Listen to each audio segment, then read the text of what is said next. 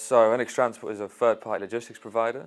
We mainly deal with Ingram Micro, so we're a very technology-driven business. I oversee all current and oncoming projects, so for instance, implementing a warehouse management system into the business and making sure that that is properly set within the parameters of the business.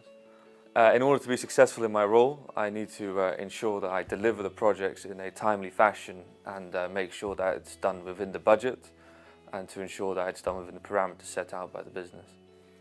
Within NX Transport, we were finding issues with trying to allocate stock to the correct places within the warehouse. We were mainly using Excel to drive our business in terms of a warehouse management solution.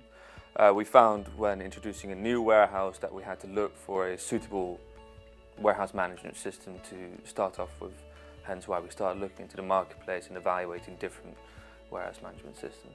The difference Access Delta has made to our business has been immense. As you can imagine, working on Excel previously and then moving over to a warehouse management system is crazy, but in the sense of Access Delta, it's such an approachable system.